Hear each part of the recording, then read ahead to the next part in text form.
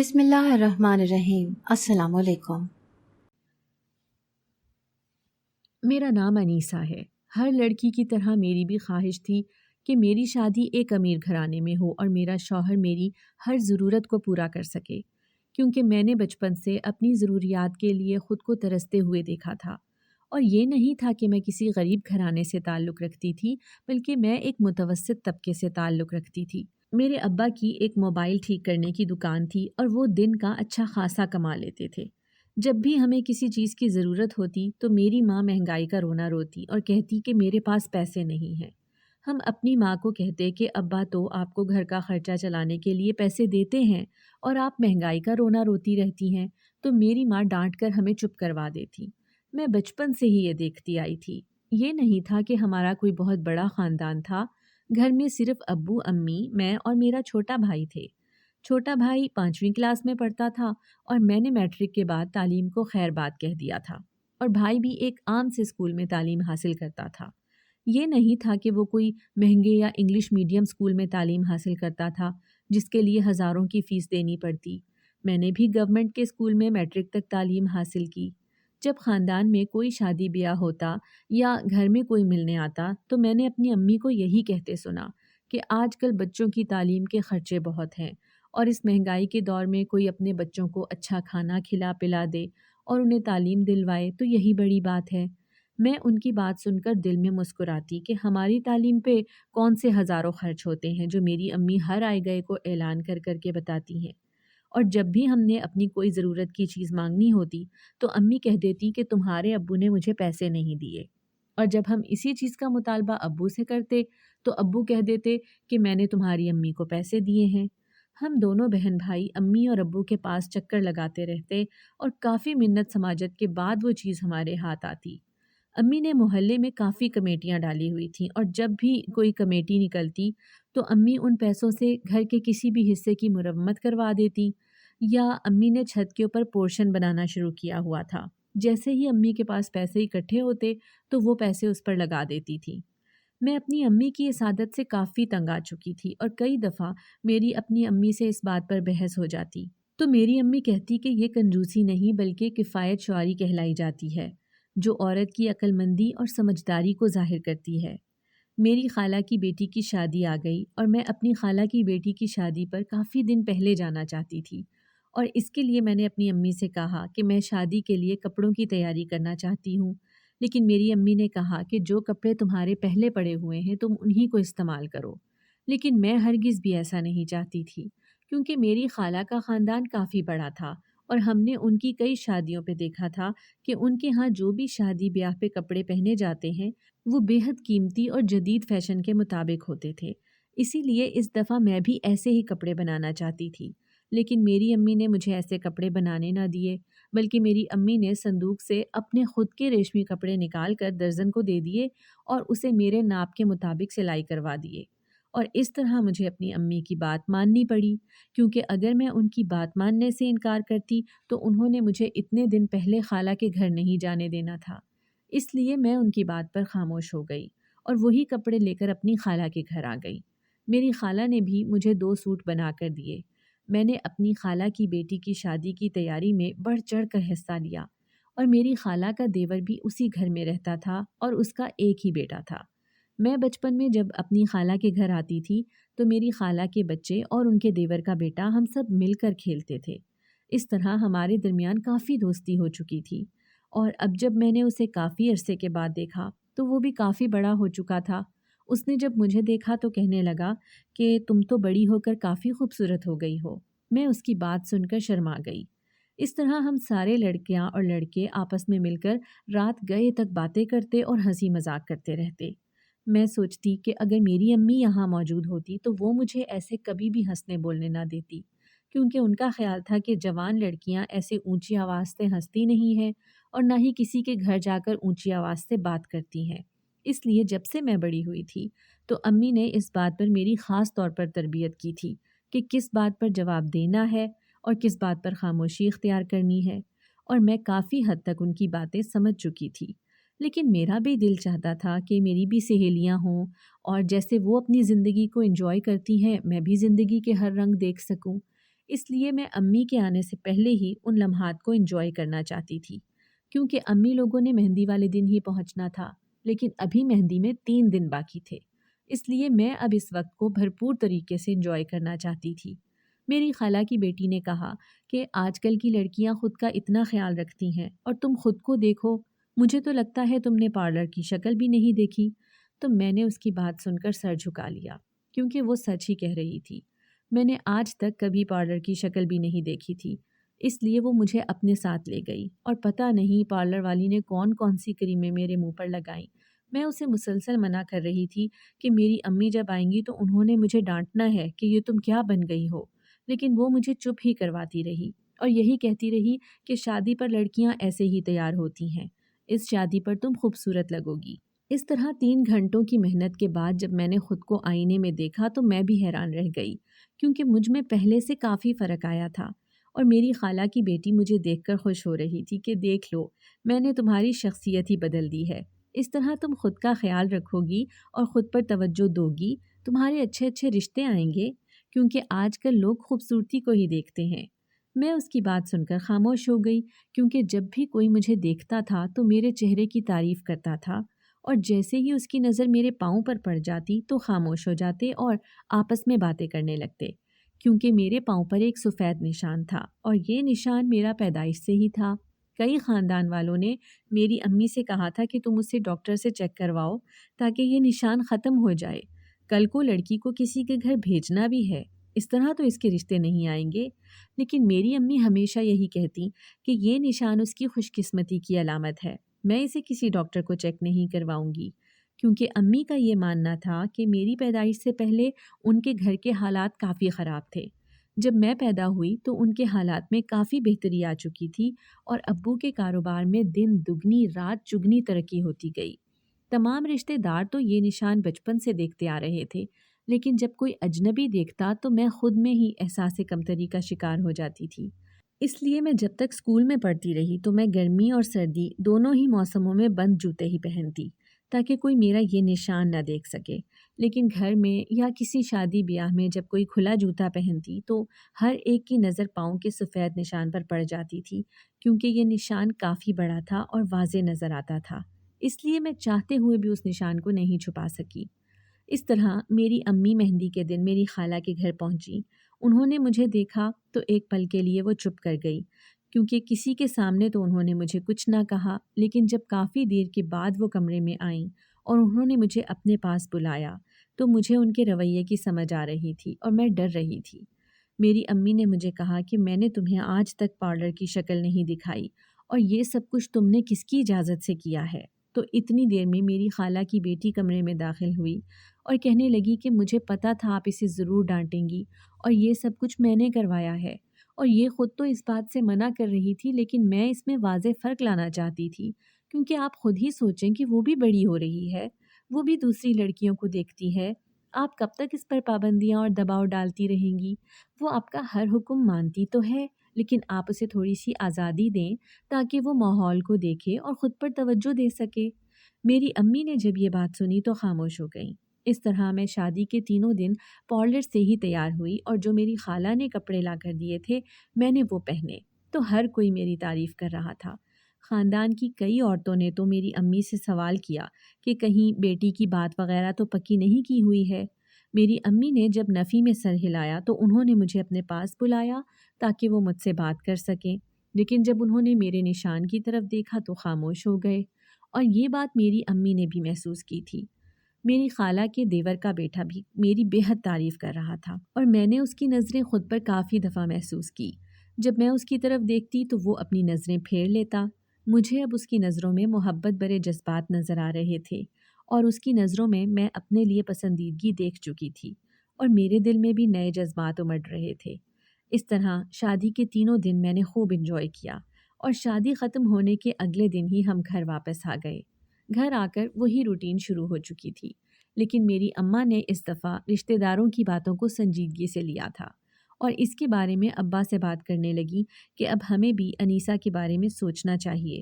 ہم نے کون سا اسے اعلیٰ تعلیم دلوانی ہے جو اسے گھر بٹھا کر رکھیں؟ ابھی سے اس کے رشتے کے لیے کوشش کریں گے تو ہی کوئی بات بنے گی، کیونکہ خاندان والوں نے تو اس کے پاؤں کے نشان کو ہی اس کی خامی سمجھ لیا ہے، لیکن کوئی بھی میری بیٹی کی نیک نیتی، خوبصورتی اور خوبصیرتی نہیں دیکھتا۔ پہلے تو سب میری بیٹی کی خوبصورتی کی تعریف کرتے ہیں، جب اس کے نشان کی طرف دیکھتے ہیں تو ایک دم سے منہ کے عجیب زاویے بنا کر پیچھے ہٹ جاتے ہیں۔ میرے ابا نے جب میری امی کی بات سنی تو انہوں نے کہا کہ تمہیں جیسے ٹھیک لگے ویسے کر لو۔ میری امی نے کہا کہ میں آج ہی کسی رشتے والی سے بات کرتی ہوں کہ وہ کوئی ہمیں اچھا رشتہ دکھائے، کیونکہ ہمیں خاندان والوں سے کوئی امید نہیں ہے۔ اس طرح میری امی نے اگلے دن ہی رشتے والی کو بلایا اور اسے کوئی اچھا رشتہ لانے کا کہنے لگی۔ رشتے والی نے کہا کہ پہلے تم مجھے اپنی بیٹی دکھاؤ، پھر ہی میں اس کے مطابق کوئی رشتہ لاؤں گی، کیونکہ تمہاری بیٹی کی تعلیم بھی تو میٹرک تک ہی ہے۔ آج کل تو لڑکیوں نے اتنی زیادہ تعلیم حاصل کی ہے اور اس کے ہی مطابق رشتے ملتے ہیں۔ میری امی نے مجھے بلایا تو رشتے والی نے مجھے سر سے لے کر پاؤں تک دیکھا۔ مجھے اس کا اپنی طرف اس طرح دیکھنا بے حد عجیب لگ رہا تھا۔ اس طرح وہ چلی گئی اور امی نے اسے کچھ پیسے ایڈوانس کے طور پر دے دیے تھے۔ ایک ہفتہ گزر گیا لیکن اس کی طرف سے کوئی بھی رابطہ نہ ہوا۔ میری امی کافی پریشان نظر آ رہی تھی۔ اب ان کے دماغ میں بھی بس میری شادی کی بات سوار ہو چکی تھی، اور ایک ہفتے کے بعد میری امی نے رشتے والی کو فون کیا کہ مجھے گھر آ کر ملو۔ اس طرح رشتے والی میری امی کے پاس آئی اور کہنے لگی کہ تم نے مجھے رشتے لانے کے لیے کہا تو تھا، لیکن جب کوئی تمہاری بیٹی کی تعلیم کے بارے میں پوچھتا ہے تو پھر خاموش ہو جاتا ہے، کیونکہ انہیں اپنے لڑکے کے لیے کوئی پڑھی لکھی لڑکی چاہیے۔ امی نے رشتے والے کی بات سنی تو وہ پریشان ہو گئیں۔ تب رشتے والی نے امی سے کہا کہ تمہیں پریشان ہونے کی ضرورت نہیں ہے، میرے پاس ایک دو رشتے ہیں، انہیں لڑکی خوبصورت چاہیے، لڑکے والوں کو میں 1 یا 2 دن تک لے کر آتی ہوں۔ میری امی نے جب یہ بات سنی تو انہیں کچھ حوصلہ ہوا۔ اس طرح 2 دن کے بعد میری امی نے گھر کی اچھے طریقے سے صفائی کی اور مہمانوں کی خاطر مدارت کے لیے کافی کچھ سامان بازار سے منگوایا۔ اور جب مہمان آ چکے تو میری امی نے مجھے کہا کہ تم چائے لے کر ڈرائنگ روم میں آ جانا۔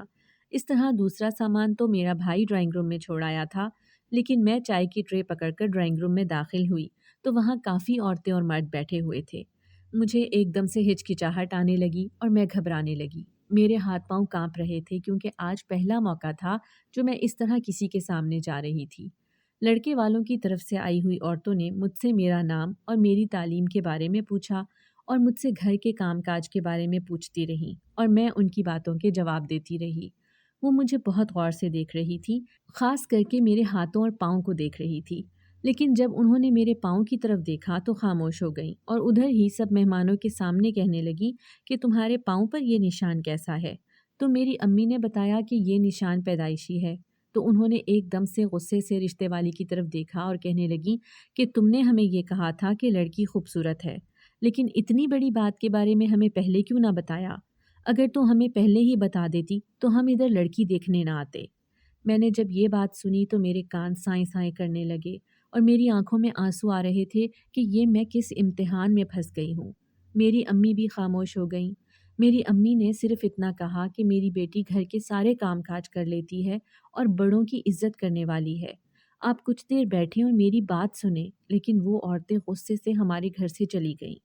میری امی نے میرے ابو کو سارا واقعہ بتایا تو وہ بھی بے حد پریشان ہوئے۔ انہوں نے میری امی سے کہا کہ حوصلہ رکھو، فکر نہ کرو، اللہ نے میری بیٹی کی قسمت میں کچھ نہ کچھ لکھا ہی ہوگا۔ اس طرح اگلے دن رشتے والی آئی اور وہ میری امی سے ناراض ہو رہی تھی کہ تم نے اپنی بیٹی کے نشان کے بارے میں مجھے کیوں نہیں بتایا تھا۔ اب وہ لوگ مجھے ہی ڈانٹ رہے ہیں کہ تم پہلے سے جانتی تھی لیکن پیسے کمانے کے چکر میں تم نے ہم سے غلط بیانی کی ہے۔ اب میں تمہاری بیٹی کے مطابق ہی کوئی رشتہ دکھاؤں گی تاکہ لڑکے والے پہلے ہی اس نشان کے بارے میں باخبر ہوں۔ اس طرح رشتے والی کئی رشتے لے کر آئی، لیکن جو بھی رشتہ دیکھتا تو وہ انکار کر کے چلا جاتا۔ میری امی نے اپنی اس پریشانی کا ذکر خاندان میں اپنے بہن بھائیوں سے کیا تو جو بھی سنتا وہ یہی کہتا کہ لوگ بے وقوف ہے، وہ نہیں جانتے کہ یہ نشان کتنا خوش قسمت ہے اور تمہاری بیٹی کی قسمت میں بہت زیادہ دولت ہوگی۔ تو میری امی کہتی کہ جب تم لوگوں کو پتہ ہے کہ یہ نشان قسمت والا ہے تو پھر تم لوگ میری بیٹی کا رشتہ لے لو، لیکن جب رشتے کی بات آتی تو خاندان والے چپ کر جاتے۔ اس طرح میری امی ان لوگوں سے بھی مایوس ہو چکی تھی۔ تو میری امی نے فیصلہ کیا کہ اب وہ ان سے کسی بات پر مشورہ نہیں لیں گی اور خود ہی فیصلہ کریں گی۔ اس طرح ایک دن رشتے والی آئی، اس نے کہا کہ میں تمہاری بیٹی کے لیے ایک رشتہ لے کر آئی ہوں اور تم اس رشتے کو پکا ہی سمجھو۔ تو میری امی حیران ہوئی کہ جب لڑکے والوں نے لڑکی دیکھی نہیں تو رشتہ کیسے پکا ہو گیا تھا۔ اس نے کہا کہ میں نے انہیں تمہاری بیٹی کے بارے میں سب کچھ بتا دیا ہے، تو انہوں نے کہا ہے کہ انہیں اس بات سے کوئی مسئلہ نہیں ہے، بس وہ اپنے بیٹے کی شادی کرنا چاہتے ہیں، لیکن وہ گھرانہ ایک غریب گھرانہ ہے، جس طرح تم امیر گھرانے میں بیٹی کی شادی کرنا چاہتی تھی، لیکن وہ لوگ امیر نہیں ہیں۔ اس طرح رشتے والی نے میری امی کو سمجھایا، اگر تم اپنی بیٹی کی شادی کسی امیر گھر میں کروانے کا انتظار کرتی رہو گی تو اس طرح تمہاری بیٹی کی عمر گزر جائے گی۔ میری امی نے کہا کہ میں انیسہ کے ابا سے بات کر کے ہی کوئی جواب دوں گی۔ میری امی نے جب ابا سے اس بارے میں بات کی تو ابا نے کہا کہ رشتے والی ٹھیک کہہ رہی ہے، ہمیں خاندان والوں سے کوئی امید نہیں ہے، حالانکہ خاندان میں کئی رشتے موجود تھے لیکن کسی نے بھی کوئی پیش قدمی نہیں کی۔ اس طرح میری امی نے لڑکے والوں کو گھر بلا لیا اور انہوں نے گھر آتے ہی مجھے پسند کر لیا، اور انہوں نے کہا کہ ہمارا ایک ہی بیٹا ہے، وہ بھی میٹرک پاس ہے اور ایک فیکٹری میں کام کرتا ہے۔ ہمارے گھر کے حالات اتنے اچھے نہیں ہیں اور نہ ہی ہمارا گھر تم لوگوں کے گھر جیسا ہے، لیکن ہمارا بیٹا حلال رزق کماتا ہے اور آپ کی بیٹی کو ضرور خوش رکھے گا۔ اس طرح میری امی اور ابو نے لڑکے والوں کے گھر والوں کو بھی چکر لگایا اور انہیں بھی یہ بات پسند آ گئی۔ میری امی نے مجھے سمجھایا کہ ہر بیٹی کے نصیب میں جو لکھا ہوتا ہے وہ اس کو مل کر رہتا ہے، اور جوڑیاں تو ویسے ہی آسمانوں پر بنتی ہیں۔ تم بس صرف اپنے شوہر سے پیار اور محبت سے رہنا اور ایک دن تم اپنا اچھا گھر اور دولت کما لوگے۔ میری شادی ایک ہی مہینے میں کرنے کا فیصلہ کیا گیا۔ میرے ماں باپ نے تو شادی کی تیاری کے لیے دل کھول کر خرچہ کیا۔ میری امی الماریوں کے اندر سے نہ جانے کون کون سا سامان نکال رہی تھی اور میں پھٹی آنکھوں سے سب دیکھ رہی تھی کہ میری اماں نے اتنا کچھ کیسے بنا لیا، مجھے اس بات کی خبر کیوں نہ ہوئی۔ اور اب میں سوچ رہی تھی کہ میری ماں نے کوئی فضول خرچی نہیں کی تھی، انہوں نے میرا جہیز پہلے سے تیار کر کے رکھا ہوا تھا، اور میری آنکھوں میں خوشی سے آنسو آ گئے۔ اس طرح میری شادی کے لیے صرف فرنیچر اور زیورات کا ہی بندوبست کیا گیا۔ میری شادی کا انتظام ہوٹل میں کیا گیا تھا، لیکن میرے والد نے لڑکے والوں سے یہ کہا تھا کہ تم لوگوں کی جتنی جیب اجازت دیتی ہے تم لوگ اسی کے مطابق ہی تیاری کرو، خود پر بوجھ نہ ڈالو۔ اس طرح لڑکے والے صرف 50 لوگ ہی بارات میں لے کر آئے، تو میرے ابا نے بھی فیصلہ کیا کہ وہ اگلے دن صرف چند ہی لوگ ولیمے میں لے کر جائیں گے۔ اس طرح وہ ولیمے کے دن میری امی ابا کی طرف سے چند لوگ ہی مجھے لینے کے لیے آئے۔ میری شادی خیر و عافیت سے سر انجام پا گئی۔ میرا شوہر بے حد اچھا انسان تھا، شکل و صورت سے وہ خوبصورت تھا، اور اس نے مجھ سے عہد و پیمان کیے کہ اگر تمہاری محبت اور حوصلہ میرے ساتھ رہا تو انشاءاللہ ہمارے حالات جلد ہی بدل جائیں گے۔ اس طرح وقت گزرتا رہا۔ میری ساس بھی میرے ساتھ بہت اچھا سلوک کرتی، لیکن ان کے گھر میں سبزی ہی پکتی تھی۔ کبھی کبھار میرا گوشت کھانے کو بے حد دل کرتا تو میں اپنی خواہش کو دبا لیتی۔ جب میں اپنی ماں کے گھر جاتی تو وہ مجھ سے پوچھتی کہ گھر والے تمہارے ساتھ کیسے ہیں اور گھر کا ماحول کیسا ہے، تو میں ان سے کسی بات کا شکوہ نہ کرتی، بس یہ کہتی کہ سب کچھ ٹھیک ہے۔ لیکن میں نے اپنی ضروریات کے بارے میں بھی کبھی اپنے شوہر کو نہیں بتایا تھا۔ جب بھی مجھے کوئی ضرورت کی چیز لینی ہوتی تو میں اپنی امی کے گھر جاتی اور ان سے کہہ دیتی تو وہ مجھے لے دیتی تھی۔ اب مجھے اس بات کی سمجھ آنے لگی کہ میری امی نے مجھے فضول خرچی کی عادت نہیں ڈالنے دی، کیونکہ انسان کے حالات بدلنے کا کوئی پتہ نہیں چلتا۔ اگر مجھے بھی ایسے ہی فضول خرچی کی عادت ہوتی تو نہ جانے میں آج کیسی زندگی گزار رہی ہوتی۔ اس طرح ایک دن میں اپنی امی کے گھر گئی تو میری امی نے مجھے فون لے کر دیا اور کہا کہ یہ میں تمہیں اس لیے لے کر دے رہی ہوں کہ تمہارا شوہر تو فیکٹری میں ہوتا ہے اور اس لیے تم سے سارا دن کوئی بات نہیں ہو پاتی، تو اس طرح تم مجھ سے بات کر سکتی ہو۔ تو میں فون لے کر بے حد خوش ہو رہی تھی۔ گھر آ کر میں نے اپنی ساس کو اور اپنے شوہر کو فون دکھایا تو وہ بھی خوش ہوئے۔ اس طرح میں نے ایک نئی سم لی اور اپنی خالہ کی بیٹی اور سہیلیوں کے نمبر لے کر ان سے بات چیت کرنے لگی۔ کافی دن گزرے۔ ایک دن میں کام کاج سے فارغ ہو کر لیٹی ہوئی تھی کہ میرے نمبر پر ایک واٹس ایپ میسج موصول ہوا، اور یہ ایک اجنبی نمبر تھا، اور اس میسج میں لکھا تھا کہ میں آپ سے بات کرنا چاہتا ہوں، آپ مجھ سے 1 گھنٹہ بات کریں گی تو میں آپ کو اس کے عوض 1 لاکھ روپیہ دوں گا۔ جب میں نے یہ میسج پڑھا تو میں حیران رہ گئی کہ کون ایسا شخص ہے جس سے میں بات کروں تو وہ مجھے 1 لاکھ روپے دے گا۔ اس میسج کو میں نے نظر انداز کر دیا، لیکن اگلے ہی دن مجھے یہ میسج دوبارہ موصول ہوا۔ اب میں خود کو نہ روک پائی تو میں نے اس میسج کے جواب میں لکھا کہ آپ کون ہیں اور آپ مجھ سے بات کیوں کرنا چاہتے ہیں۔ تو اس کا فوراً ہی جواب آیا کہ میں تو صرف آپ سے بات کرنا چاہتا ہوں، بس آپ کو اس بات سے مطلب ہونا چاہیے کہ آپ کو اس کے بدلے میں کتنی رقم ملے گی، آپ کو رقم سے مطلب ہونا چاہیے۔ جب میں نے اس کی بات پر غور کیا تو سوچا کہ وہ کہہ تو ٹھیک رہا ہے کہ مجھے پیسوں کی اشد ضرورت تھی، اس طرح ہمارے گھر کے حالات بھی بدل جائیں گے، لیکن میرے دل میں یہ بھی خیال آ رہا تھا کہ اس طرح میں اپنے شوہر کو دھوکہ دوں گی کہ میں کسی غیر محرم سے فون پر بات کر رہی ہوں اور وہ مجھ سے پیار محبت کی باتیں کرے گا۔ لیکن میں اپنے گھر کے حالات کو بدلنے کے بارے میں سوچنے لگی اور میں نے دوسری ساری باتوں کو پس پش ڈال دیا تھا۔ اس طرح میں نے اس کی بات مان لی اور میں روزانہ اس شخص سے بات کرنے لگی، لیکن عجیب بات یہ تھی کہ وہ مجھ سے کوئی پیار محبت کی بات نہ کرتا، بلکہ وہ مجھ سے اسلامی باتیں کرتا اور دین کی باتیں کرتا۔ میں اس کی بات کا تھوڑا بہت جواب دے دیتی تھی۔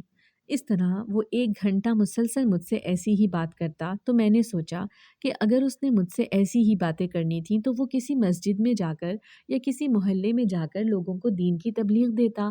اس نے مجھ سے ہی کیوں دین کی باتیں کی؟ اور مجھے یہ بالکل بھی اچھا نہیں لگ رہا تھا کہ میں دین کی باتوں کے بدلے میں اس سے رقم لوں۔ میرا ضمیر ایک دم جاگ اٹھا تھا۔ میں نے اس سے پیسے نہ لینے کا فیصلہ کر لیا کہ میں اب اس سے کوئی پیسہ نہیں لوں گی، لیکن میں اس سے 1 گھنٹہ ضرور بات کرتی اور وہ مجھے دین کی باتیں بتاتا اور میرا دل خوش ہونے لگتا۔ اس کا یہ اثر ہوا کہ آہستہ آہستہ میرا دین کی طرف رجحان بڑھتا گیا۔ میں باقاعدگی سے نمازیں ادا کرنے لگی اور دن کے وقت قرآن پاک بھی کھول کر بیٹھ جاتی۔ شادی سے پہلے بھی میں نماز پڑھ لیتی تھی، لیکن کبھی اتنی پابندی سے نہیں پڑھی تھی۔ اب میں نے یہ روٹین بنا لی تھی۔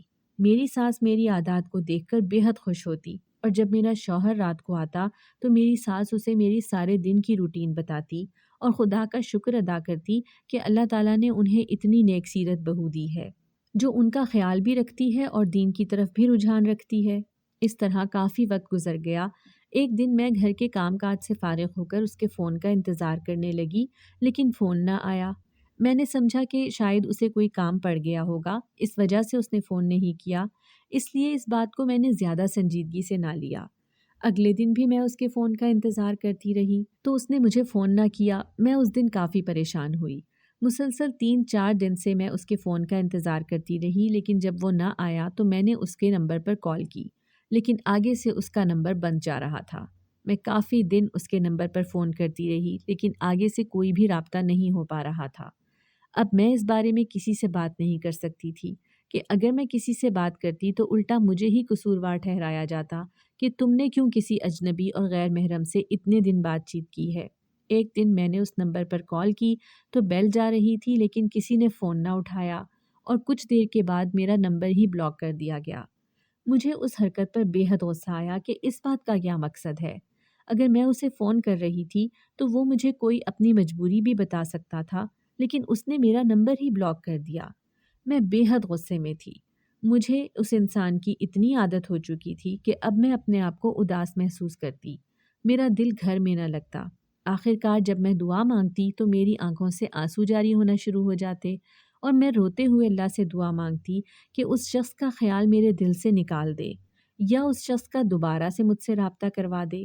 لیکن یہ دعا مانگتے ہوئے بھی میں اپنے دل میں خوف محسوس کر رہی ہوتی کہ میں اپنے شوہر کے ہوتے ہوئے کسی غیر محرم انسان کا دل میں خیال لا رہی ہوں۔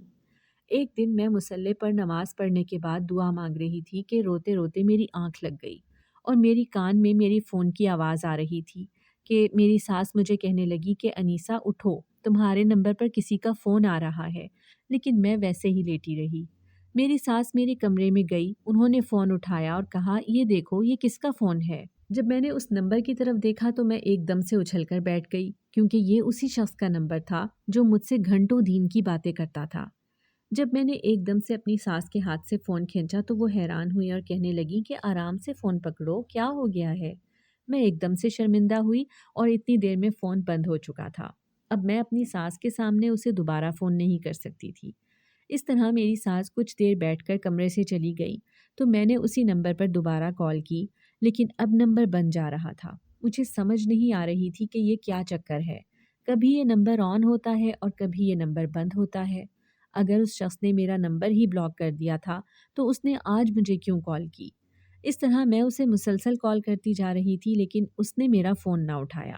رات کو میرا شوہر آیا تو میں نے اس کے لیے کپڑے وغیرہ نکال کر رکھے تاکہ وہ نہا دھو کر فریش ہو جائے اور پھر میں اسے کھانا وغیرہ دے سکوں۔